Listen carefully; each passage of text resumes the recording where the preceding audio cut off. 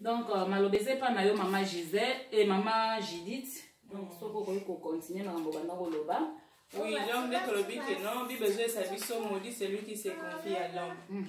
Donc, heureux ceux qui se confient à Dieu. Donc, au second côté, il dit qu'il n'y a pas Zambé, aux alabéni. Donc, au tal de la moutouté, quoi, soit au tal de moutou. Moutou le bien au pain, on est d'auto loba, yo pe au sanini, au pain. Donc, tal de la Zambé, l'anda identité en Zambé pour na, et lobby oppose à la malamu. Donc, c'est un peu ça. Voilà. Zamba pas pour la biso. Bon, là, on a rebakisa. Nzamba pambola bino, merci vraiment na ndenge bolandi biso na okombola auto sali vraiment to kombola mitema na biso to kombola ka banda ko tene to mesana ko kombola banda ko chaque jour mais to kombola ba vie ça veut dire que décision to so ba décision ba vie na biso que to za ba to za la vraie identité en tant que ba na Nzambe parce que le temps où tous vivre le tous banali sous-souté ba o baza Nzambe na ba baza Nzambe te ba o baza Nzambe te ba comme si le connaît au moni soko forcer loko et le mot différence c'est aux alakaka que o bazo azamo na Nzambe azo forcer kaka mais biso tous abatu biso to talo kaka na miso ba moto mais Nzambe aibi libanda no pekati na yo Nzambe aibi ki est-ce que to tambola na kobanga Nzambe to tambola na kobanga Nzambe te et le ko ngana ko lo bana ko pesa exemple moko na opesa exemple moko ezake ezaki na mobali moko ezali sese moko na opesa tunga na tu opesa lisese ezali sese moko na opesa ezaki na mobali moko azaki na basi 4 mwasi liboso abanda kosombele bilamba mwasi ya mibale azosombela ye basapato mwasi liboso ya misatu azopesa ye mbongo mwasi ya 4 mwasi azopesa ye to bakaleti azoneti ko bimisaka ye ba voyage banini et de suite et comme na mama moko boye mobali wana abeli amoniki maladi ndenge ezokende boye elingelo bakena zokufa kala mingi te atuni mwasi na liboso abi chérie olinga ngai oui chérie na linga ko makasi chérie soki na bakundi ngai to na kufi bakundi ngai est-ce que ondima ba chepso na cercueil moko mosabi na olinga kudu te na kudu te mbala comprendre ka ekete mwasi asali nini alingi ete ake mwasi mbale atuni même question abi chérie na zo mona neti na maladie on ndenge zo kende bo comme si na zo kufa kala mingi te soki na kufi lelo est-ce que olinga bakunda biso na même cercueil abi nga kute na lingi kutu bakamona ba jona kutu ko ela kutu ba jona te mwasi amisa tu ndenge moko 4 ndenge moko elingi kolobake na ba vie na biso en tant que bana Nzambe to za na bomo ilelo bandeko na ngai likama identité eza likama choix bien aimé parce que tango liwa eyaka to tango mabe eyaka to maladi tango eyaka bandeko to yebaka te basi wana bazo présenter batu auto lingaka mingi et cause la peut-être famille et cause peut-être ba pire na biso et cause peut-être bato mona ke vraiment elenga eleye ozomona mais et comme na ba moment moko boy na vie on se retrouver yo moko certes quand bakunda mutu na mona tepe na mona te ke bakunda mutu na neti mobali na mwasi bakunde na cercueil moko na mona te ata bakufi na mamoko ata bakufi nzela moko mais ba ocha ona cercueil na ye open na cercueil na ye ça veut dire que décision ya vie ya mutu ezaka yo moko bandeko na ngai soko lingo bonga na vie na yo ezaka yo moko soko lingi pe vie na yo ezala maudit ezapeka vie na yo bien aimé ezaka yo décision na yo moko mais bible ezolo bana biso na otolo ba na répéter phrase na nzamba força mutu te mais nzamba tie choix kati na yo bandeko na ngai lelo journal lelo ezali journée na biso mais lobi na biso to yebi yango te to linga to yamba Nzambe na bosolo to na ba Jésus Christ comme Seigneur na bosolo parce que le revenu il cherche les vrais adorateurs parce que adorateur ezaka atira kete oyembi l'église to peut-être alléluia ici après na sima nango ozongi eza vie na mobimba amen vie na mobimba il faut pesa pa Nzambe vie na mesenge esepelisa Nzambe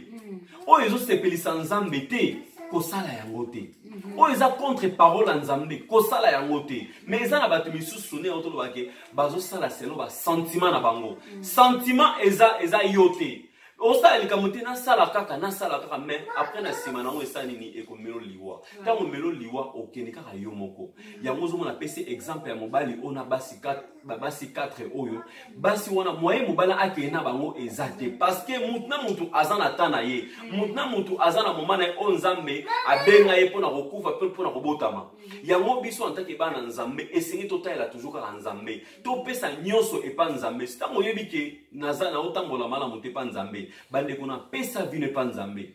pesa vino epa nzambe ntango oyo tozovivre eza ta moko mabe tozope ta moko mabe parce que tozobalesu te malamu eko mabe mabe eko malamu eloko eza tre so boyebi kaka vérité kati na bavi na bino elingi oloba déjà nzela eza déjà polele nzela eza déjà lumière mais soko oyebi vérité te comme si molili eza nano molili ça veut dire que ignorance pe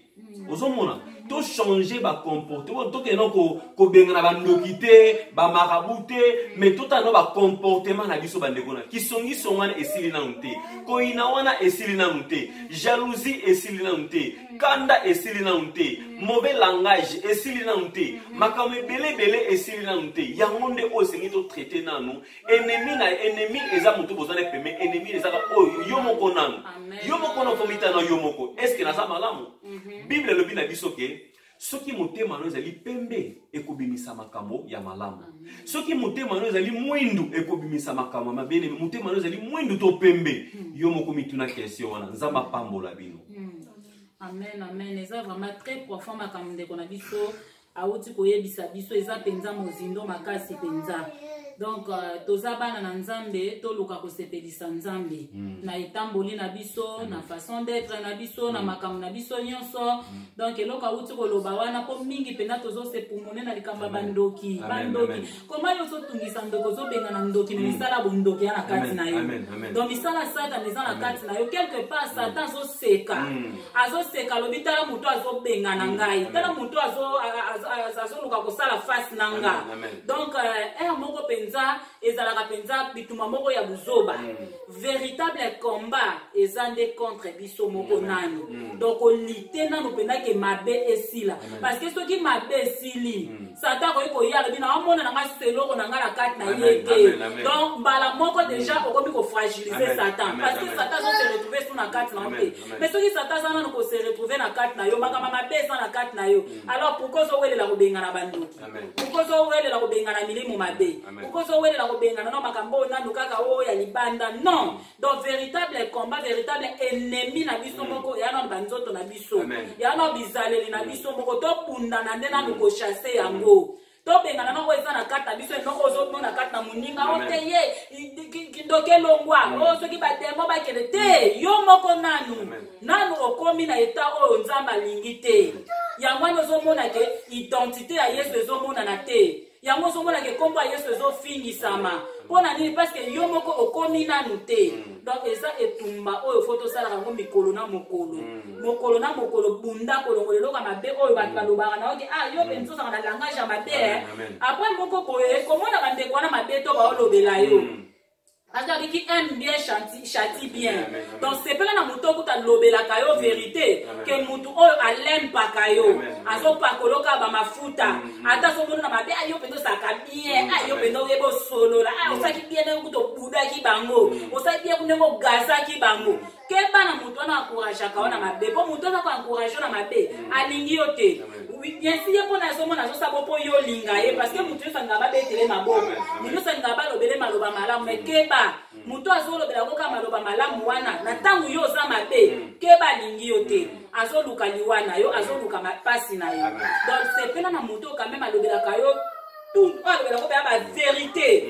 mo pe ate jena kayo et ça la kopasi meninga muto wana po muto wana aluka bonheur na yo et tant alobeli ope makambo wana lukas ko sala pe examen de conscience o bana ope komita lolobi dope munoko ngo eloba mingi donc bana ko lukanenga ko gérer kango bana ko lukanenga ko discipliner yango bana ko tiela ngo ba limite moko boy moko ateza pe na posa ko loba moko ko kanyango bite ndeto ke la place yo pe ngo loba te amen o tiela ngo pe discipline o kanye pe na kunga penza olinga koloba mingi pe koloba ngo pe soki eza toloba makambo malamu c'est bien wana loba na yo parce que maloba eza koédifier maloba eza koencourager maloba ezosunga ça va loba mais soki eza maloba moko esungaka te donc yo soko elobi kaka bombe nyonso tu oyokaki donc yo soko elobi kaka te ezaka scandale banda koluka siko se discipliner banda kontia discipline banda koluka siko kodiscipline bamunoko na oke non obanda opesa ngo bapunition ndenge apôtre Paul azoloba di ke je traite mon corps durement pour la limite que na souka après avoir prêché aux autres n'a que se retrouver dans l'enfer parce que des fois tu se trompes pas après quand on mi côté comme mi mona net ka nga pena lola siré non au côté ya oui ça va ko lenga na canal na yo apesi message moko esungi batu mais soki yo muto zote ya pe malobango discipline ya na kat na yo te oko sutuka o sutuko te bato yo te bango bakoti yo tikali donc okomi lokola pont moko boye kaka pont o batu lekeli pona okena ngambo mosusu wana donc yango wana il faut discipline pe eza na kati na biso to se disciplinaka donc to traiter corps na biso durement kozala dire avec mutu mosusu te dire avec badémon te dire avec banini te baoseki extérieur là non zala de dire pona yo moko envers yo moko avec corps na yo parce que corps na biso eza tellement elingi makambo nyonso to eza ya charnel elingi donc makambo nyonso so leka na mokili donc iko rater l'autre côté elamba nyonso ekomona kaka mona elamba na il faut kako zwango faut bana kotisie la ba discipline moko boye ke modo penenge bimi baloyo na okota ngo te omoni na okota ngo te omipesi baade ape tour pe atina ndenge koleka na ndenge kosilela ngapa ona okota te eza discipline malgré que tant on oloba ngo bo c'est pas dit ko kozala l'aise eza te kozala l'aise ko se sentir bien ata omipimele lo moko boye non na kati peno ko sentir ba moto ezopela on sentir na mal à l'aise pona nini yo raté pona nini yo zwa iko tsa pena ba nini mais na kati ba nini wana yo sala tu dominer yango assujettir yango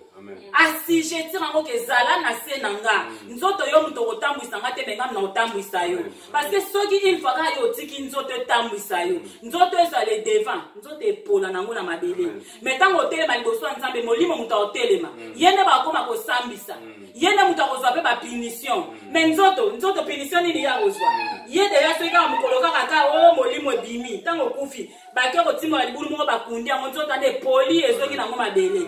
mais muta ko samba eza le véritable yo azaka na kati molimo na yo nde muta ko samba donc la raison pour laquelle tous la mingi na écoute sa molimo tous la mingi na écoute sa molimo ko yokela molimo ko to sa molimo donc nzoto na biso o to pesa ngo ba to ta discipline to imposer ngo makambo donc to tsela ngo ba limite parce que ceux qui to sali bongo te mukola suka to ya regretter ngam na mande pe kote ya nzambe ngam na ndako te ya ngomoni kote msusu abi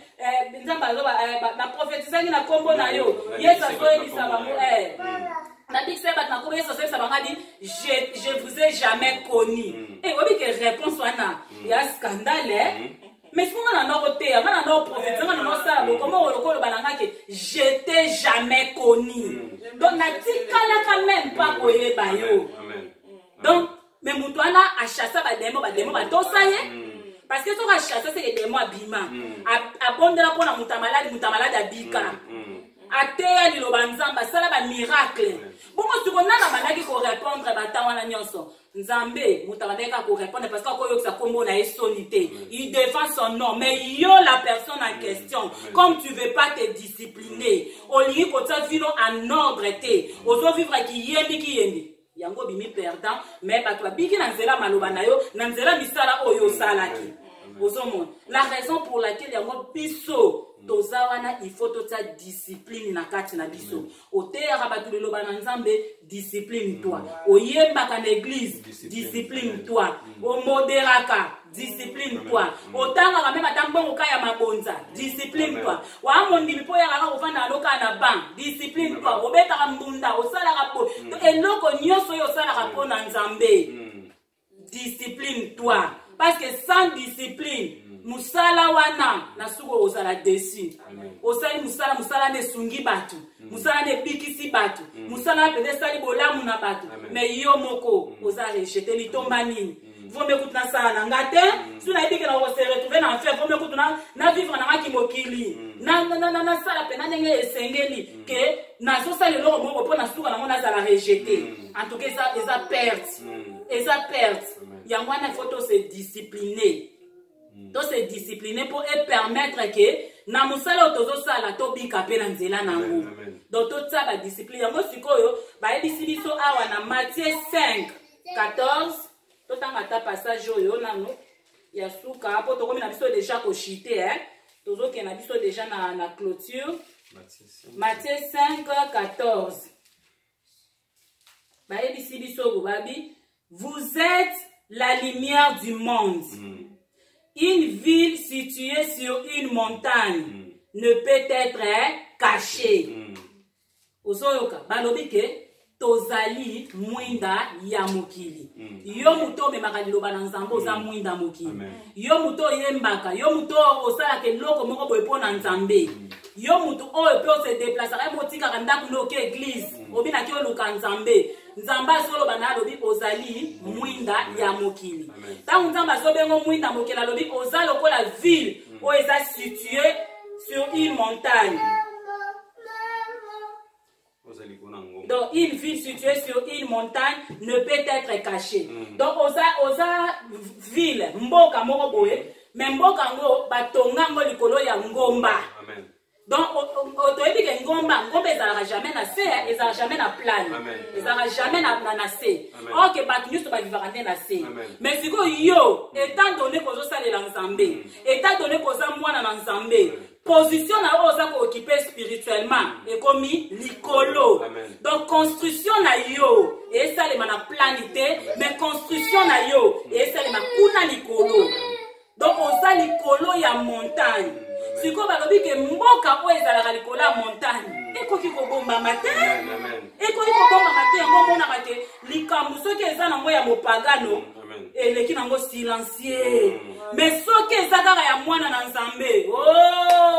ezwaka ampleur moko donc pas possible. Pourquoi? Parce que oyebaka ndete ke yo ndenge ozalaka wana vi na yo ozalaka likolo ya ngomba. Siko bato nyonso bazalaka na se wana batalaka yo boye. Donc bato nyonso bazotala oyo oza likolo ya ngomba. Donc eloko nyonso ekoleka kuna likolo ya ngomba directement bango bazomona. Siko nzambe alobi ke oza une ville située sur une montagne ekoki jamais kobombama. Alors lokola ekoki na kobombama te yo esengeli nini ongelisa yango alobi ke oza lumière. Donc pesa éclairage. Pesa éclairage. Alors éclairage ce sont des bonnes œuvres. Misala ya malamu. Misala ya malamu. Discipline. Toi ndo moto beta c'est kamba discipline. Mitiela ba discipline. Oko sala likambo lokola mutu nyonso te. Oko sala lokola mutu nyonso te. Yo fo sala oyeba ngo que tu es un peuple mis à part. Donc osaka na kati ya masa batebele yo da babimisa yo. Alors tant babimisi yo eza siko kuno komi ko porter identité, véritable identité à Christ. Donc komi ko refléter Christ. Oza ko misala semblable lokola Christ, oza ko imiter ye. Donc le lenge wana nde yo esengeli ozala. Donc yango fota amona mutu na yo tango zo tambola ka ko bosa na kati. Ozala ka mboka ko eza likolo ya ngomba. Ozala ka mboka eza likolo ya ngomba. Donc ozana batu de batala ko wana. Bango bamona ko lokola batu nyonso te. Oalo kwa mutu nyonso te. Ngomona apeta msuna ba combat na yo ezaka différent ba combat batu mususu. Donc makambu na yeke na ka ndenge mususu parce que ozala ka ndeli likolo ya ngomba. Siko tango yo za likolo ya ngomba sala effort ongengisa. Kota molili te bamona molili te likolo ya ngomba. Ko bamona molili te likolo ya ngomba rôle nango ezaka ke epesa nde lumière. Epesa nde lumière éclairée batu nyonso baza na se baba na komona misala wana malamu baba na kozuko modèle epai na yo. Sœur wana nenga lobaka frère wana nenga lobaka nenga se comportaka c'est un homme fidèle c'est un homme honnête ça rappelle sincère yebe asoka lobi pa likambo akokisa yango aluka batona te alaki bosana bapo alaki akokisaka te ok mwana nzambe lokola balobi ke tosala ba imitateur ya papa na biso. Papa na biso est-ce que ça promettant mutu pa kosa papa na biso na sala ngote nzambe na sala ngote kuta zo tuna bi nani nazalaka na nyongo na ye pona futa Amen. Amen. nani nazalaka na nyongo ne pona futa naza mwana na moto te pona kosa nazalaka toujours sima ya maloba na nga pona kokokisa yango ainsi dit l'Éternel. Donc aza moto a respectaka liloba na ye soka bina kopambola yo mama zala kimia yebo kopambwa ata lelo te ata lobi te mais yeba ke un jour maloba na nzambe ekokisa moko pambwa soka alobaki likambo nyonso oyo alobaki mpona yo akosaka te alobi naza fidèle nzambe azaka fidèle na maloba na ye sikoyo biso mpe bana na nzambe bakuta fidélité wana na kati na biso ntango tozozala bainfidèle tozofingisa nkombo na nzambe yango ozomonaka ezosala panike oza likola ngomba ma infidélité grave yango omonaka infidélité ya basali na nzambe ezala toujours scandale nde omoni lelo epuis yango nde epengwisi bato wanana bakopengwa bandakala ndenge ke frère wana asalaki bétise asentaki sermon d'église to akosaki mwasine na ndako omoni ezali koleka nango mwa normal esi mopaga na sali mais ezala kaka mutu moko boye paster moko asali likambo mbala mo nga na osambela esu te bango moko kutu basala nzambe tala makambo baosala to bakona kodiembela nga na maloba wana tala bango moko kutu basala nzambe makambo baosala po ani parce que ozalaki likola ngomba oza likola ngomba biti na ozalaki koéclaire ozala fidèle lokola papa na yo nzambe aza fidèle ntango yo mpo oza na mwasi na yo na kati ya ndako pesa zala ndenge wana zala fidèle na mwasi na yo kotrompe mwasi na yo te kokosa ye te zala vraiment fidèle c'est ça la nature de Dieu. Donc nzambe azosenga na biso ke to refléter vraiment image wana ya bonzambe tozala sincère tozala honnête parce que lelo koma passe po kutana na mwana nzambe ya honnête et koma passe po kutana na mutu donc bakoma na malhonnêteté moko grave. C'est qu'on nzambe na biso za nzambe azaka honnête. Pourquoi c'est qu'on a kati na biso honnêteté ezozala nyonso ana ezani manque à discipline. Manque à discipline. Donc ebele bazosalela nzambe mais discipline nde ezozala te. Ok nzambe aza na besoin ke tozala na discipline ndenge apôtre Paul azalaki nango apôtre Paul mpenza azalaki na discipline.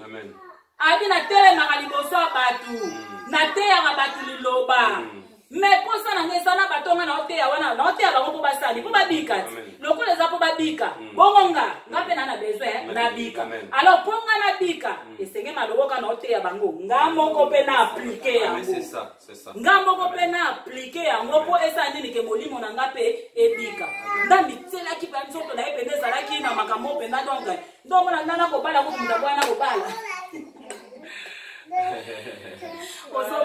donc la discipline elle est tellement dans ndenge parce que ça là qui sérieux na vie na ye parce que ceux qui ont bundi pour na bomba na ote muta bundelo azate aponte pour na bunda pour na vie na ye ceux qui ont moko bundi pour na vie na yo te ke vie bika muta bundelo azate le royaume depuis le temps de Jean-Baptiste le royaume de Dieu est forcé et devenu forcé.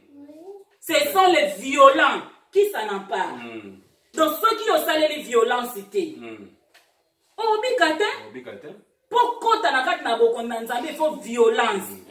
et puis dans c'est cet exemple car il y a porte élargie porte étroite et pourquoi t'as la porte étroite ezawa eza facilité ceux comme iteli ba discipline ceux qui ont veiller sérieux te okota jamais na porte étroite. Ok, porte élargie, et ça tellement polélé que atami so okanga. On s'est retrouvé pour la carte. Mais porte étroite, au côté on mis so okanga te. Il faut mis sonner ça le polélé, donc on forcer on lukanene no bi comme ça mukie. On lukanene pe no douce pour kota. Donc nzamba zo senga na biso, makamba nzambe kobika na biso, il faut discipline. Amen. Il faut discipline. Il faut discipline. Donc tout ça c'est une discipline yango malobo oyo tokumbeli bino tomimela okaka bino te na biso monde to vandia to so par na biso donc eza travaux d'ensemble au mutu na point de façade na biso batoto obengisa po nzamba zo sala ka zo instrument par laquelle azolekela pona ko discipliner pona ko enseigner biso nyonso na bino bato bo landa biso na biso bato tozoteya bino parce que eza te kende toteya bino nde tosi tokoka te biso mpe toa na baerreur toa na badéfaillance toa na banégligence toa na basabotage parce que des fois tose sabotaka na makambo mosusu alors nzambe azosenga na biso ke biso nyonso tokotisa discipline donc tokotisa discipline na vie na biso po esala ke tobika tokoma koporter véritable identité à Christ parce que avec véritable identité à Christ jamais okende lango lifelo jamais avec véritable identité à Christ okota jamais en faire donc na yango lo les a assurés yango wana eloko mpe tobundanaka eza nini tokendaka baeglise en poani tosalela nzambe bepwani mposana kezaka nini molimo na biso ebika soko kobika mpe yango balobi discipline po sans discipline tolinga te jamais tobika donc c'est ça donc c'est ça vraiment tozala mpe occasion de chute te mpona balinga biso bato tozoteya nzambe biso bafrère basœur biso bato oleka liboso tozoyemba biso bato oleka liboso ya cher peut-être biso baévangéliste biso bapaster baprophète tozala vraiment occasion de chute te mpona baninga to vraiment koyeba komidiscipline vraiment afin ke baninga mpe bakoma mpe lelo esika peut-être biso mpe tozoluka tokoma mpona eza facile te soki kozala lelo ofandi peut-être okoma ta mosusu occasion de suite ya moto moko boye sans le savoir mpona mabe moko okometaki il y a cela peut-être une année 2 ans mais ofandi oyebi te peut-être moto moko afandi na ndako mpona mabe oyo osalaki ye ou bien mabe moko peut-être yo eza na motu moko alandakelaka o peut-être na kuku toteya na bafacebook toteya banini mais azolanda abi te peut-être aloba moko oyo olobaki moto wana peut-être abika apesa abika epa nzambe mais na mabe oyo osala ta mosusu lelo elembisi motu donc vraiment tomi discipline ka nde tolobi ke tant que toza ba nzambe tant que toza imitateur ya Christ toza vraiment le pèlerin sur cette terre de bible ezoloba toza ya mokili te tozoleka nzela donc bible ezosala biso toza na se mission na biso eza toteya liloba afin toganye baame tozobungisa baame ebele parce que toza discipline te tozosala makambo oyo eza conforme tie na liloba ya nzambe yango tozomona mabe ezokota bascandale ezokota na bafamille parce que bana na nzambe peut-être okomi égoïste mwana nzambe aza égoïste ils s'en foutent de tout le monde olobi ke nga na biki na nga mais famille na yo ta mosu etalelaka yo famille na yo ezotalela yo olobi ke ta mosu baalika toa na Joseph na biso moko ya famille soki libota ya Joseph ebika parce que Joseph azalaki discipline soki Joseph amitika kokweyisama na mwasi ya Potifar peut-être libota na ebikaki donc tomipesa tomidiscipline vraiment mpona baninga mosusu babika mpona tosauve baoyo baa na nsima na biso vraiment Néhémie atelemaki mpona libota na ye libota ebikaki Moïse oyo andimaki ta kozala sauveur mpona kobikisa bana Israel lelo abikisa bana Israel tokotanga Moïse donc soki olingi mpe nkombo na yo ekomama na buku ya bomoi zala violent zala discipliné mi-discipliné vraiment parce que parfois c'est pas facile mais avec l'esprit de Dieu nous pouvons tout. La Bible dit que sans l'esprit de Dieu nous pouvons rien mais avec son esprit nous sommes capables à tout. Avec Dieu nous sommes capables à tout. Tout le bateau autococate ce qui Paul même net le but que le moteur monnaie la vie que nous a bala na été mais ce qu'a commis bomba a balaté bongo yo mouton vraiment tout ça là vraiment effort c'est pas facile mais faisons effort na makila na nzoto okokate mais avec l'esprit de Dieu nous arriverons nzamba pambola bino amen vraiment na banzake tolobi penza ndenge molimo na nzambe etindaki toloba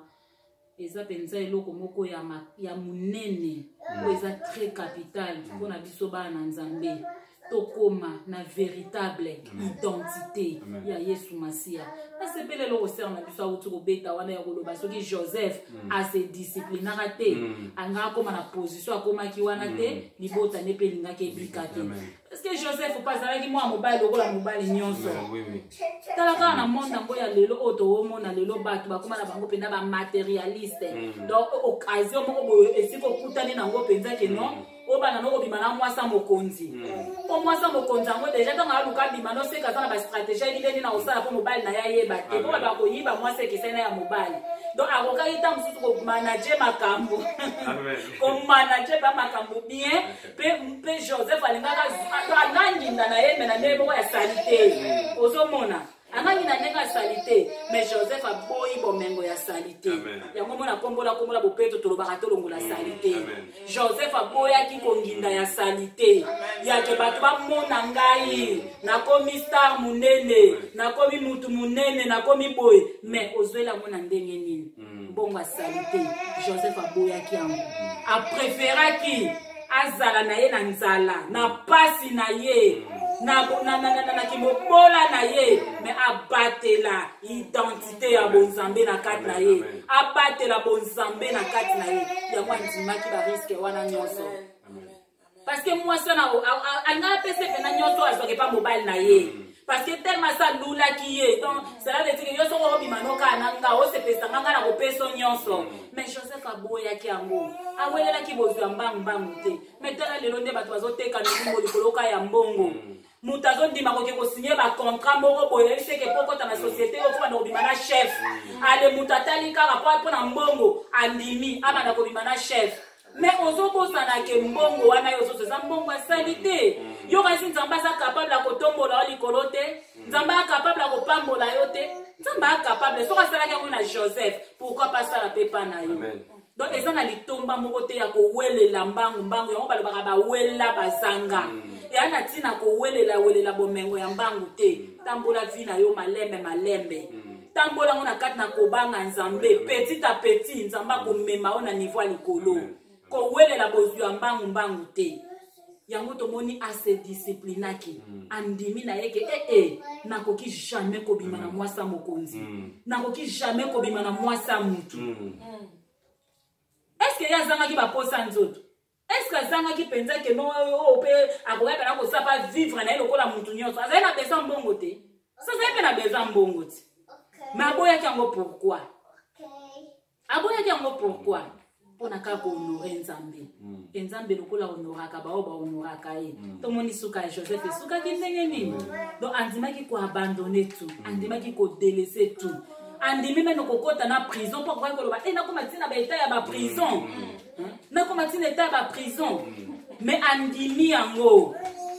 alobi soki elamba kasi ndo kotikala nango ya tikala ata na elamba mais ngai te